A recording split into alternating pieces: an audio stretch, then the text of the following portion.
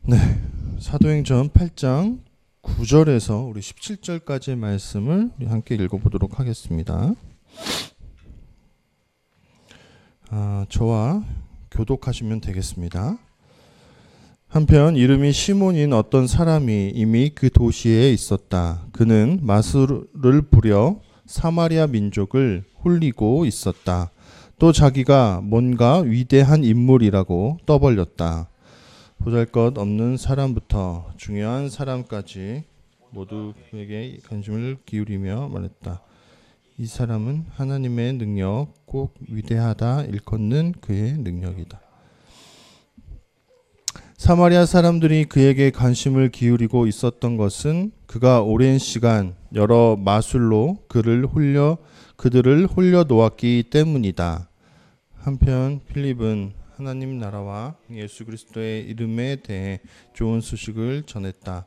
사마리아 사람들이 필립의 말을 믿게 되었고 그때 난자들과 여자들이 세례를 받았다. 그런데 시몬 자신도 믿게 되었다. 그는 세례를 받고서 필립 곁에 붙어 다녔다. 또 여러 징표는 물론이거니와 능력을 드러내는 놀라운 일들을 눈여겨보면서 정신을 차리지 못했다. 한편 사마리아가 하나님의 말씀을 받아들였다는 말을 예루살렘에 있는 사도들이 들었다. 그때 그들은 사마리아 사람들한테 베드로와 요한을 보냈다. 베드로와 요한이 내려가서 그들을 두고 기도했다. 그들이 성령을 받도록 하려는 것이었다. 아직까지 그들 가운데 누구 위에도 성령님이 내려오신 일이 없었던 것이다. 그들은 주 예수의 이름으로 세례를 받았을 뿐이었다. 함께 읽습니다. 그때에 베드로와 요한이 그들 위에 손을 얹어 안수했고 비로소 그들이 성령을 받았다. 아멘. 지난주에는 8장에서의 이야기를 시작하면서 빌립의 이야기를 가지고 길을 따라서 걷는 어떤 그 사도행전의 사람들의 이야기들에 대해서 한번 살펴보자 이런 이야기를 했었거든요. 그래서 빌립 이야기만 가지고 지금 두 번째고요. 세 번째, 네 번째까지 나올 가능성이 좀 있는데 8장 안에서의 이 짧지만 물론 좀 긴 장이기는 합니다. 근데 요 장 안에서 어떤 사도행전에 우리가 어떤 걸어가는 어떤 발걸음에 대한 이야기를 할 때 압축적인 이야기들이 다 나오는 것 같습니다. 지난 시간엔 제가 이렇게 그 제목을 지었습니다. 제 설교 제목은 그렇습니다.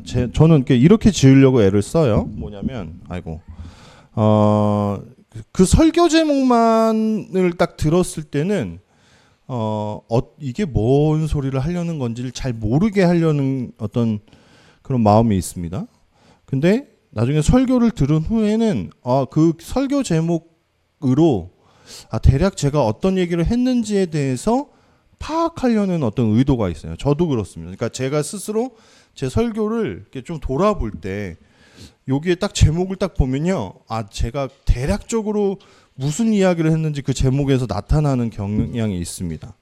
그래서 보면 장벽을 넘어 길을 가고라는 그 제목을 보면 지난 시간에 하나님을 믿는 사람들은 어떤 삶을 살아야 되냐?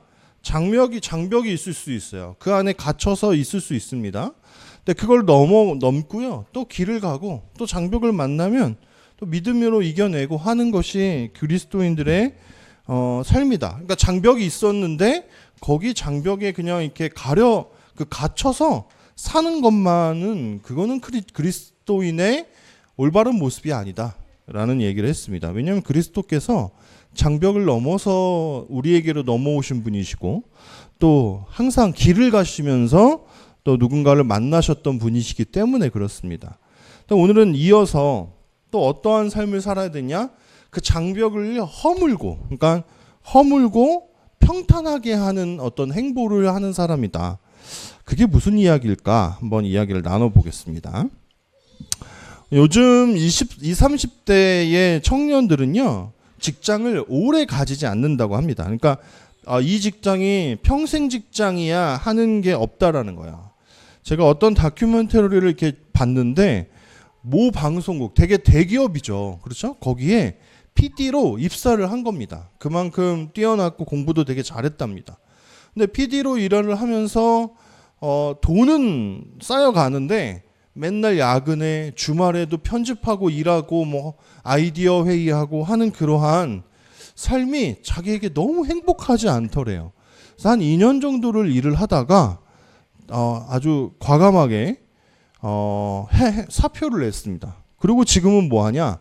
그 고시원을 전전하면서 살았었는데 그 전에 그 고시원을 청소를 해주면 좋겠다는 생각을 했답니다. 그래서 고시원을 청소하는 업체를 이렇게 차려가지고 매일 이렇게 뭐 몇 건씩 이렇게 그 고시원 원룸 이런 것들을 청소하러 다니는 사장님이 됐다고 합니다.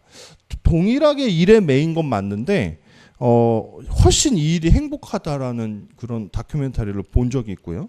그리고 어떤 직장인의 이야기를 보니까 그 사람들은요, 직장에 들어가는 순간부터 자기 개발을 위해서 내가 뭘 준비해야 되는지를 알아야 된답니다. 그러니까 지금 입사를 했지만 절대 그 평생 직장이 아닐 것이기 때문에 또 들어가는 순간 동시에 이직 준비를 하려고 애를 써야 되는 그런 세상에 산다고 합니다. 그러니까 그런 거예요. 예전에 저희의 윗세대들만 해도요, 기업이 곧 자신이었습니다. 그래서 기업이 잘 되는 게 우리의 가족이 잘 되는 거다라고 생각하면서 기업에 엄청 충성스럽게 노예처럼 하인처럼 그렇게 복종하면서 일했던 세대들이거든요. 그런데 요게 제가 다큐멘터리에서 볼 때 그 청년들이 어떤 이야기들을 하나같이 하냐면 이 기업은 나를 위해서 뭘 해줄 수 있지? 그리고 내 인생에 이 기업은 어떤 발전하는 요소를 나에게 제공할 수 있지? 하고 생각하는 게 요즘 세대들이랍니다. 그래서 이직률이 굉장히 높대요. 회사가 자기 인생에 도움이 되지 않는다면 과감하게 그만두고 이직하는 것이 요즘 시대입니다.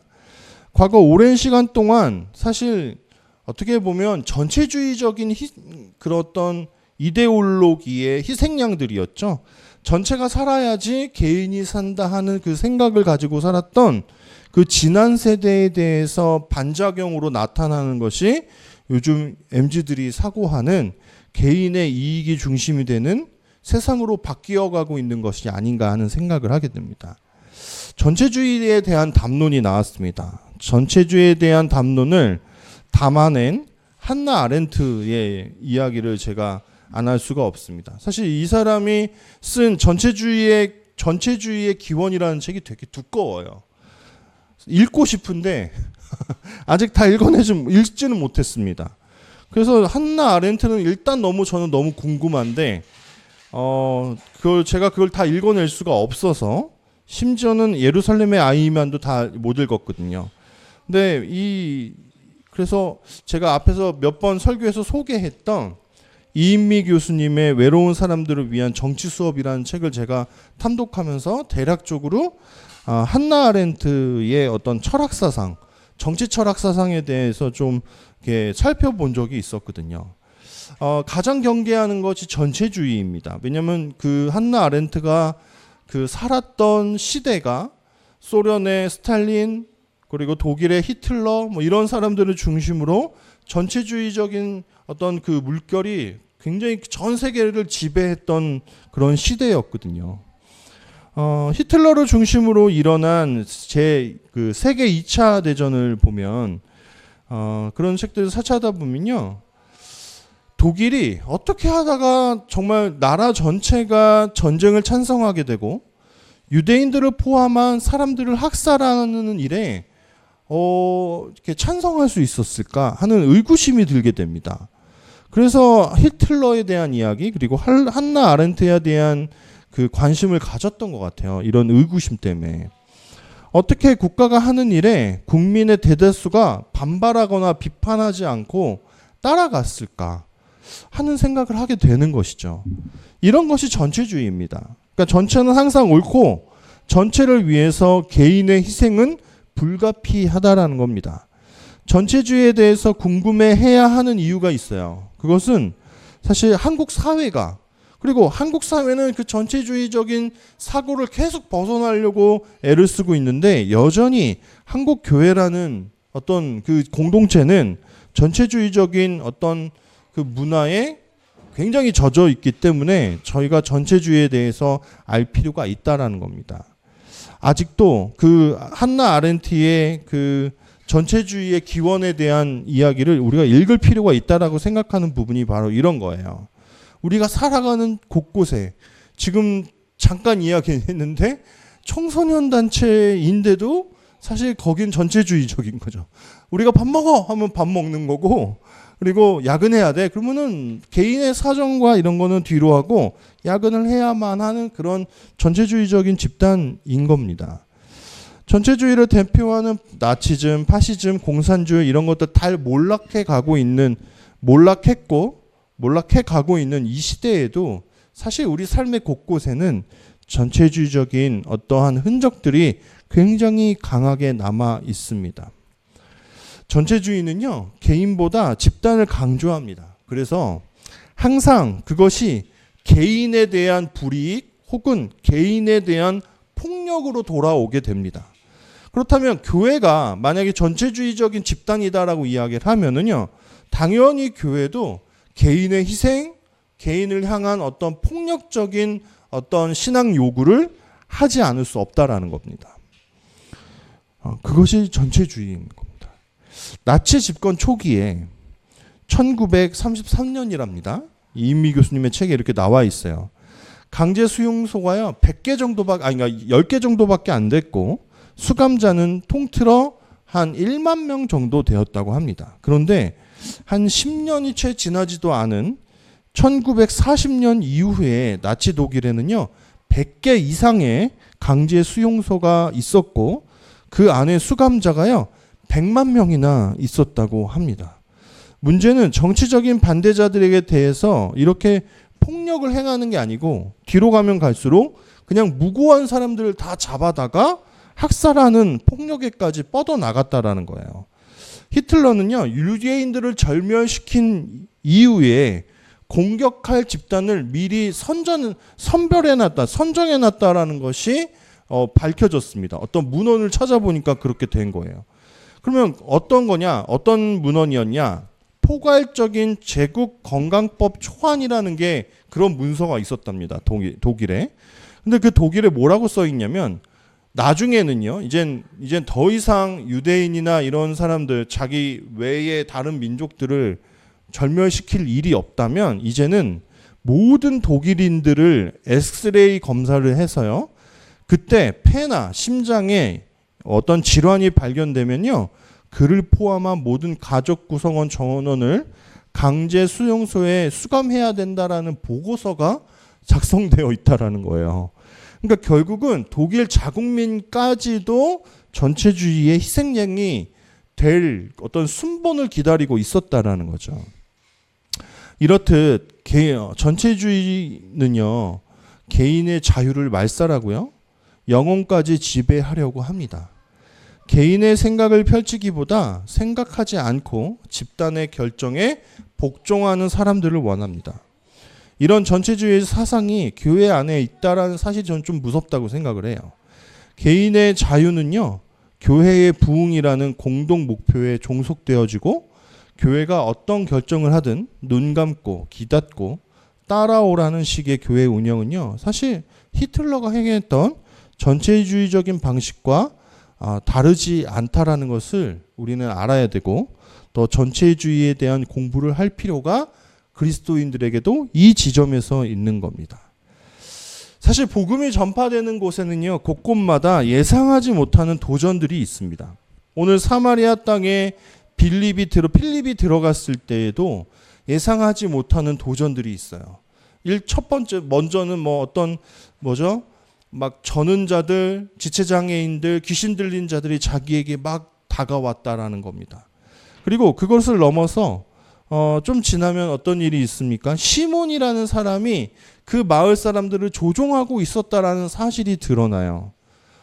빌립이 그랬던 역사를 행했더니 그걸 부러운 눈으로 바라보는 시몬이라는 사람이 있었습니다. 기독교 역사에 이런 일들은 계속 있었어요. 어떤 권력과 권력의 대립이 있었습니다. 한국 기독교가 초기에 그 역사를 써내려가기 시작할 때 미국 선교사들이 많이 들어왔지 않습니까?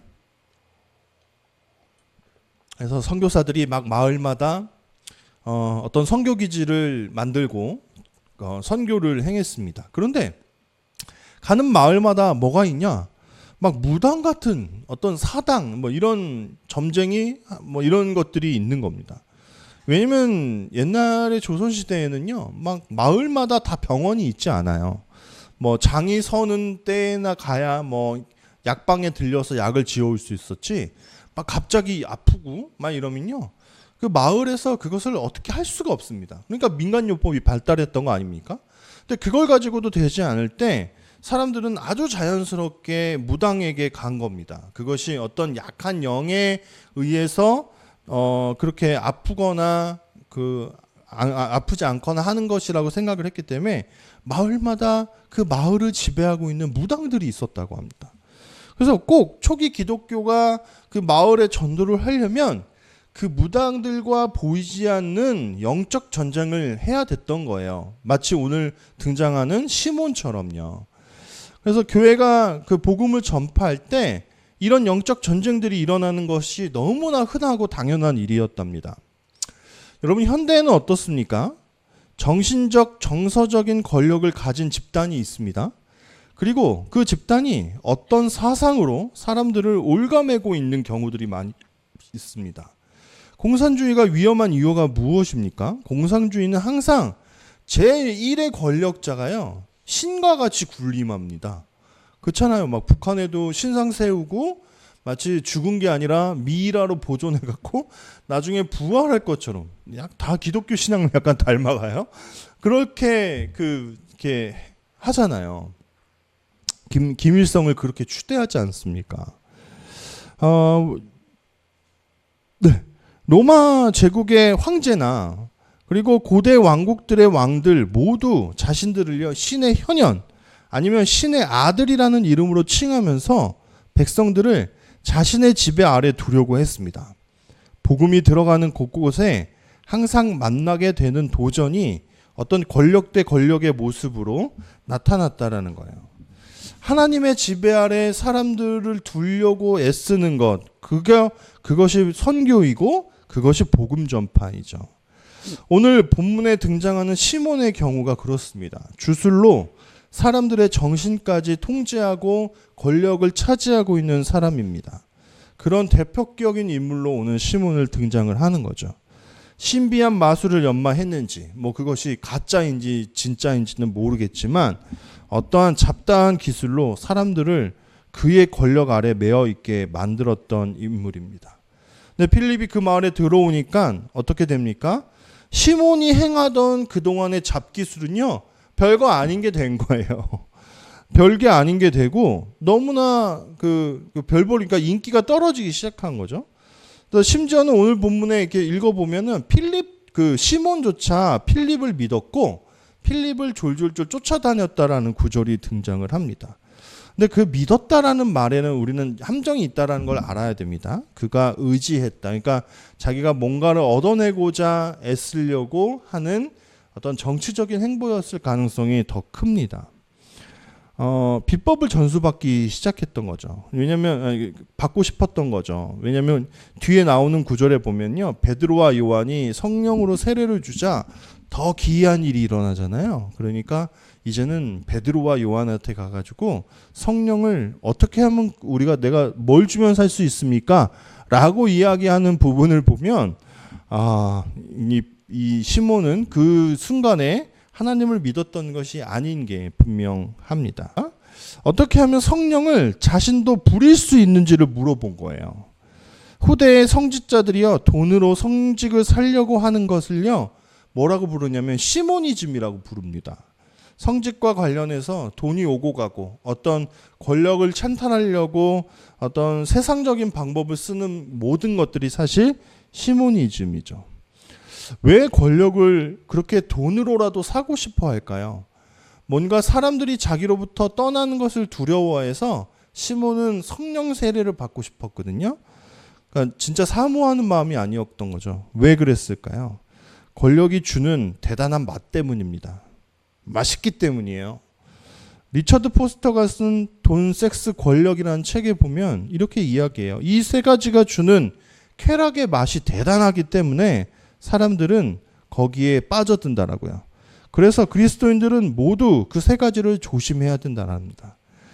베드로와 요한이 왔을 때만 하더라도 그가 정말 성령님의 힘에 굴복을 했다면 얼마나 좋았을까요?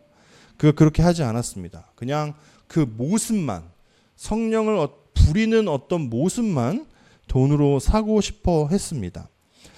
과거에 목사님들이 그러니까 능력받기 위해서 기도원에 간다 이런 말들을 심심치 않게 하던 시대가 있었습니다. 제가 막 중고등학교 시절에 중학교 때 제가 믿음을 막 갖기 시작했는데 어머니랑 때로는 오살리 기도원 이런 데 가가지고 막 금식 기도회도 하고요. 막 그렇게 했던 적이 있습니다.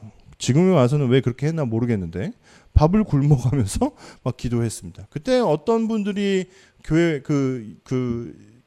예배를 인도하러 오시냐면 다 그런 분들입니다. 막 성령을 던지시기도 하고 뭐 호통을 치시기도 하고 막 이마를 잡아서 엎어뜨리기도 하시는 그런 분들이 많이 오시곤 했었거든요. 근데 그때 계속 우리 안에 강조됐던 게 그런 거였습니다. 능력받아야 된다고요. 뭔가 카리스마를 가져야지 된다고 막 그렇게 강조받았습니다. 저도 카리스마가 있어야 된다고 하면서 막 이상한 행동들을 요구받기도 했었습니다. 목회자가 되면서도요. 근데 여기서 이야기하는 약간 능력이라는 것이 무엇일까요? 그냥 목회를 잘하게 하는 힘일까요?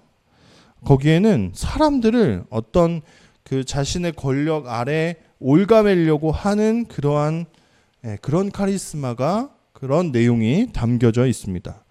전제군주와 같이 목사님들이 그렇게 되는 것이 목표였었던 적도 있습니다.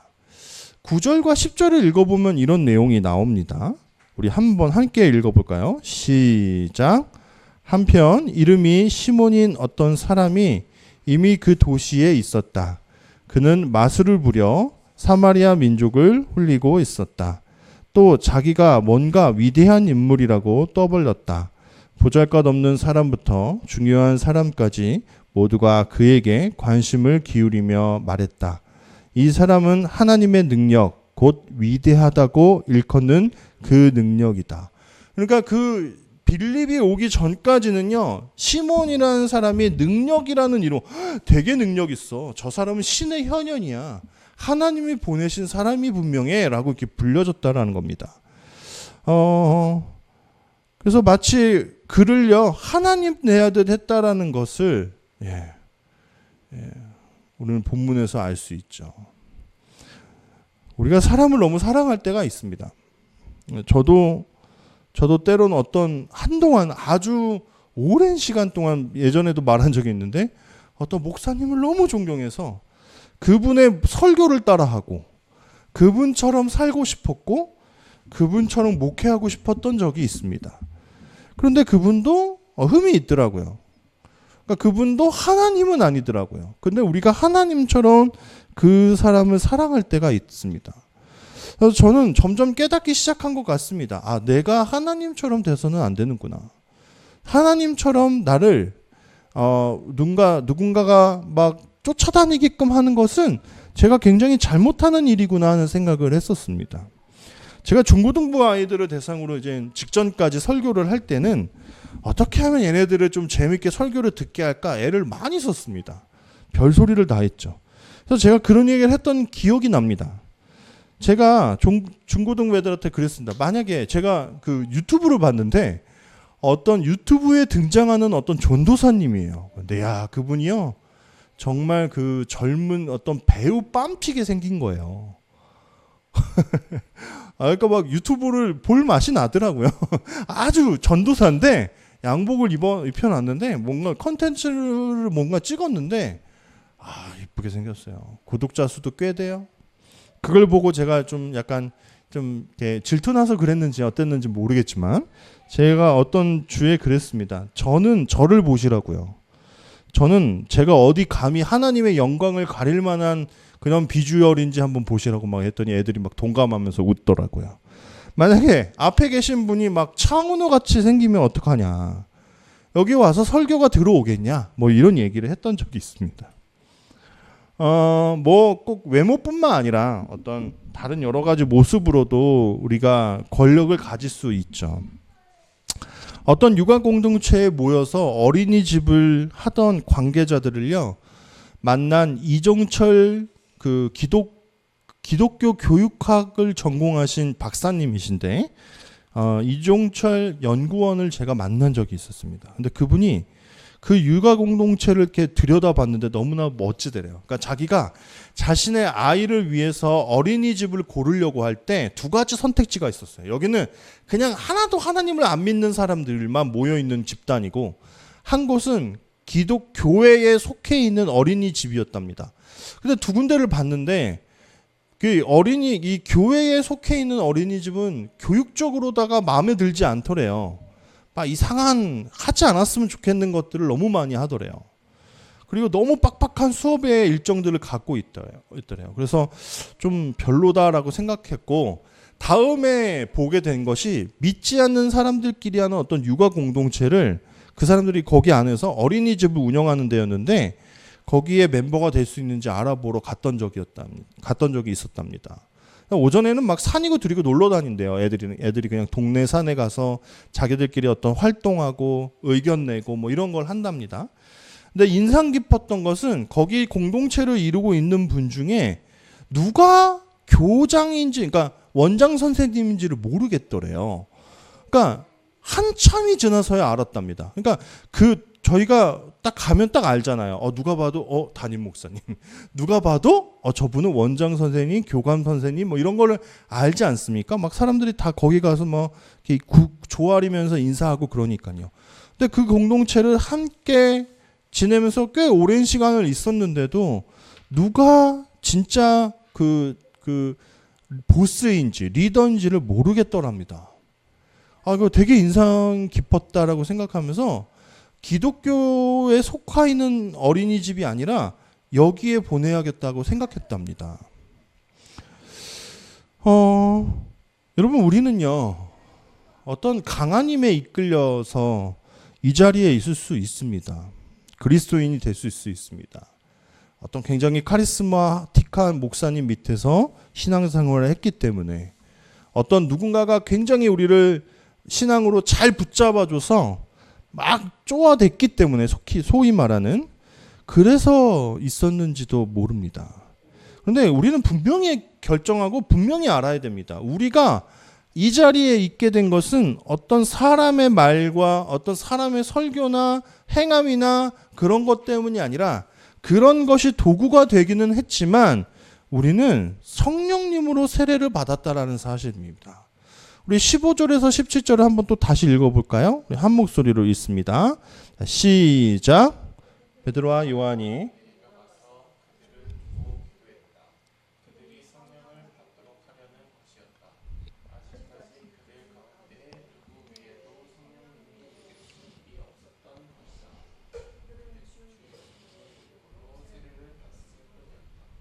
그때 베드로와 요한이 그들 위에 손을 얹고 안수했고 비로소 그들이 성령을 받았다. 여러분 우리가 초대교회의 역사, 바울의 서신서 이런 것들을 왜 읽어야 됩니까? 거기서 뭘 배워야 됩니까? 우리가 배워야 할 것은 현대교회가 그러한 그들이 가르쳐주고 유산으로 남겨놓았던 내용들을 우리가 제대로 실행하지 않기 때문에 배워야 됩니다. 교회가 너무나 많이 이그러졌고 잘못된 방향으로 흘러가고 있기 때문에 다시 예전에 바울이 어떻게 이야기했고 또 초대교회는 어떤 모습으로 존재했는지에 대해서 연구를 해야 되는 겁니다. 여기에서 여러분 알고 계시는 바는요. 일단 필립은 바로 이 자리에서 광야로 갑니다. 성령에 이끌려서요. 그러니까 여기서 지금 시몬의 권력 아래에 있던 사람들을 세례를 주고 해가지고 권력의 이양이 이루어졌지 않습니까? 그럼 이제는 누가 실권을 잡을 수 있을까요? 못해도 필립이 아니면 베드로와 요한이 거기서 권력을 잡고 지낼 수 있지 않습니까? 그런데 초대교회의 사도들은요, 그런 모습이 없습니다. 어디 하나 오래 눌러 앉아서 거기서 내가 여기서 50년 목회했네, 20년 목회했네, 뭐 이런 이야기 하면서 거기서 막 권력을 자기가 찬탈하고 있었던 적이 없어요. 여기서 베드로와 요한 바로 떠납니다. 요한은 이 이후부터 아마 예수님의 어머니 마리아 곁에서 그를 봉양했을 거다라고 추정을 하거든요. 베드로는 순회 전도자가 되어서 유대 지역을 이렇게 막 다니면서 전도하기 시작을 했고요. 필립 바로 광야로 갔습니다. 그러니까 지금 세례를 주고 하나님을 믿게 했던 그 사마리아 땅에 의지할 사람이 이제는 없는 거예요, 사실. 시몬도 이젠 쭈구리가 돼서 더 이상 시몬을 따라갈 사람이 아무도 없었을 겁니다. 그런데 아무도 없으니까 아마 제 생각에는요, 아마 그 자기들끼리 새로운 어떤 리더십들을 세우는 일이 있었겠죠. 성령님을 그들에게 전파하고 그 성령님을 그들에게 내려준 것 외에 베드로와 요한이 그리고 필립이 마지막으로 한 일이 없습니다. 교회는 성령님에 의해서 세워졌습니다. 우리는 성령님에 의해서 이끌림을 받아야 된다는 것을 알아야 됩니다. 그래서 제가 교회의 어떤 부분들을 계속 이야기하는 것은 그 전체주의적인 흔적이 교회 안에 너무 많이 있기 때문이고, 그 안에 교권주의다, 또 신자들을 올가매는 여러 가지 기복신앙들을 가지고 있으면서 성도들을 하나님이 아닌 어떤 한 사람의 속박 아래 두려고 하는 모습들이 너무나 많이 있기 때문에 그렇습니다. 이미 종교개혁을 통해서 무너져 내려야 된다라고 마틴 루터가 고발했던 그 권력이 여전히 2024년 한국 땅에 여전히 살아있는 것을 발견할 때 우리가 참 그냥 가만히 있어야 될까요? 그냥 좋은 건 좋은 거다라고 이야기하면서 한국교회는 여전히 든든하다라고 얘기해야 될까요? 저는 그렇지 않다고 생각합니다. 우리는 시몬의 힘으로부터 벗어나야 됩니다. 사도행전은 계속 자유가 있어요. 어떤 자유가 있냐? 신자들 안에 어떤 권력 안에 속박되지 않고 자신들 스스로가 하나님을 찾아가려고 하는 그러한 자유가 있습니다. 여러분, 그 당시에 가장 최고의 권력은 모든 지중해 연안이 로마 황제의 그 권력 아래에 있었기 때문에 거기에서 다른 권력은 없었어요. 예수 그리스도를 믿는 사람들이 나중에 그 경계가 되는 이유는 무엇입니까? 얘네가 왕과 구주를 믿는다라고 하면서 예수 그리스도라는 사람을 자꾸 이야기하거든요. 근데 정확하게 그 왕과 구주라는 말이 다 황제에게 쓰이던 말이에요.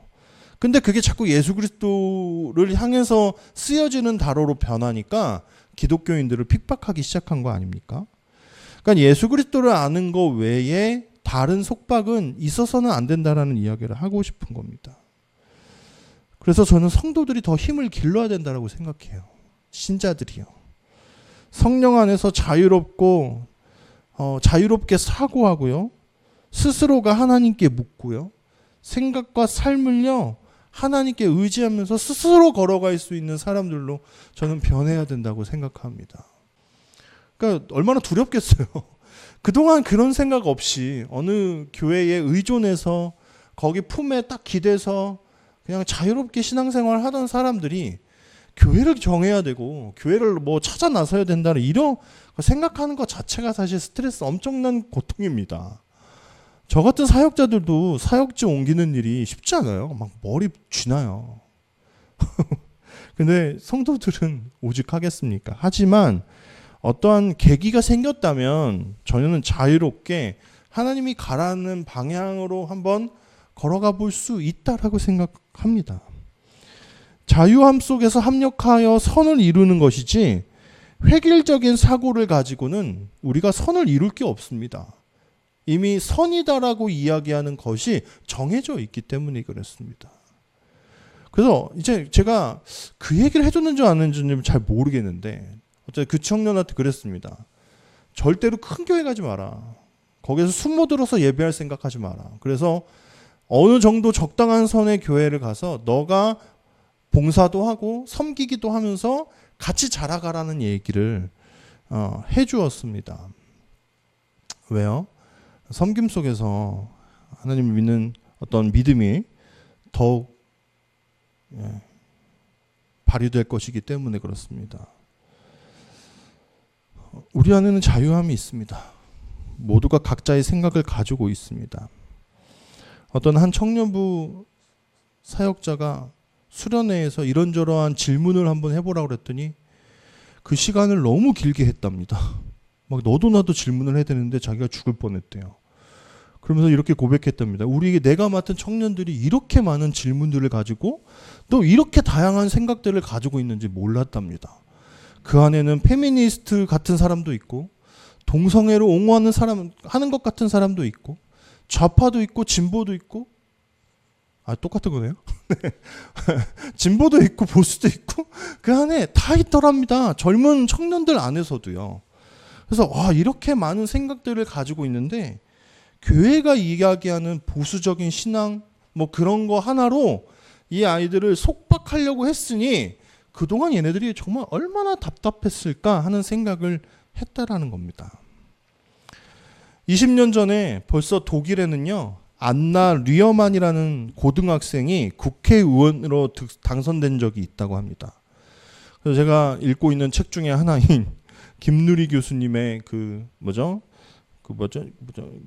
경쟁 교육은 야만이다 뭐 이런 책이 있는데 그 책에 보니까 그 김누리 교수님이 이 소식을 듣고 안나 류어만이라는 사람을 한국으로 초청했답니다. 그리고 청년 정치의 가능성이라는 어떤 주제를 가지고 20년 전에 되게 앞서가시죠? 토론회를 열었대요. 근데 그 토론회에서 안나 류어만이 그 당시에 18살밖에 안 되는 고등학생이었는데 그 자신이 국회의원으로 당선된 것에 대한 의미를 이렇게 아주 매우 의미심장하게 얘기했대요. 다음 이제 우리 순서지와 제가 담았죠. 이렇게 제가 한번 읽어보겠습니다. 국회라고 하는 것은 기본적으로 대의기관입니다. 그러므로 국민이라는 모 집단을 그대로 대의하는 국회가 가장 이상적인 국회입니다. 그런데 지금 독일 국회에서는 10대가 거의 대변되지 못하고 있습니다. 저는 10대의 의사를 대변하기 위해 국회에 들어갔습니다. 여러분, 왜 우리나라의 청년 정책, 청소년 정책, 아동 정책 이런 것들이 지지부진한지 아십니까? 그 아이들의 이야기를 대변할 사람이 없는 겁니다. 80%, 90%를 50살이 넘는 사람들이 차지하고 있는 국회가 어떻게 속속들이 다 만질 수 있겠습니까? 근데 교회 안에도 마찬가지입니다. 젊은이들의 소리를 듣지 않고 그들의 자유를 인정하지 않는데 어찌 그들을 위한 교회가 될 수 있겠냐라는 겁니다. 저는 꿈꿉니다. 꿈을 많이 꾸는데 이건 어떤 소망이냐면 저희 교회 안에 청년들이 들어오는 것으로 저는 만족하지 않습니다. 그들에 의해서 운영되고 그들의 소리로 인해서 움직여지는 그런 교회로 존재해야 됩니다. 저는 피곤한 일일 수 있겠죠. 모든 사람의 이야기를 다 듣고 하는 건 절대 쉬운 일은 아닙니다. 하지만 한 사람에 의해서 어떤 집단에 의해서 전체주의적으로 운영되는 그러한 집단은 다가올 시대에 이야기가 되지 않습니다. 아무런 힘도 없을 것입니다.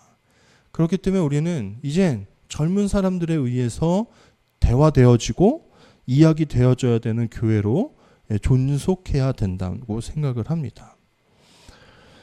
저는 그러한 꿈을 꾸고 있습니다. 여러분, 우리 안에 자유가 있습니다. 주의 영이 계신 곳에 자유가 있다라고 바울은 이야기했습니다. 그럼 우리가 자유가 있다, 자유가 있다, 자유가 있다라는 이야기를 하면서 도대체 그 자유가 어떻게 구체적으로 우리의 신앙생활에 나타나는지에 대해서 이야기하지 않잖아요. 그 자유는 어려운 것이 아닙니다. 이야기해보는 거죠. 느끼는 바대로 이야기해보는 거죠. 그리고 느껴지는 대로 신앙생활 해보는 겁니다. 그것이 때로는 조금 어긋나는 일이 될 수도 있고, 그것이 조금은 뭐 어떤 교단법이니 뭐 이런 것들에 약간 위태롭게 걸리는 일이 될지도 모르지만, 꿈꾸는 일들을 마음껏 해보면서 그 안에서 각자에게 주신 하나님의 영이 한대로 모아지는 그러한 교회를 만들어 가야 된다는 것입니다. 사람이 완벽하지 않습니다. 한 사람의 생각으로 옳은 하나님의 뜻을 찾아갈 수가 없습니다. 하나님께서는, 저는 그렇다고 생각합니다. 하나님께서 왜 우리를 공동체로 모아주셨는가? 아마 느끼는 바를 다 다르게 던져주시는 것 같습니다. 자유함이 있기 때문입니다. 성향이 다르기 때문입니다. 이야기해봐라, 나눠봐라. 그래서 그것들이 토론되어지고 고민되어지고 숙고되어져서 교회가 한 걸음 한 걸음 걸어 나가야 된다라고 저는 생각합니다. 좀 더 우리가 하나님 안에서 자유함이 있었으면 좋겠습니다. 그리고 그 자유함 속에서 만나는 하나님을 더 크게 믿게 되는 우리의 삶이 이어지기를 간절히 또한 소원합니다. 장벽이 허물어지고 평탄하게 된다는 것은 누가 도드라져서 우뚝 선 산이 되는 것이 아니라 모두가 평평한 어떤 권위를 갖는 그러한 공동체로 바꾸어 가자라는 제목입니다. 그러한 공동체가 되기를 간절히 소원합니다. 우리 함께 이 시간 이렇게 기도하죠. 권위적인 세상 속에서요, 모든 사람의 소리를 듣도록 애를 쓰고 또 협력해가는 그러한 아름다운 길을 걸어갔으면 좋겠습니다. 우리 안에 있는 자유의 즐거움을 누릴 수 있게 인도해 달라고 이 시간 함께 기도하겠습니다. 자유롭게 여러분들의 소리로 기도하시면 좋겠습니다.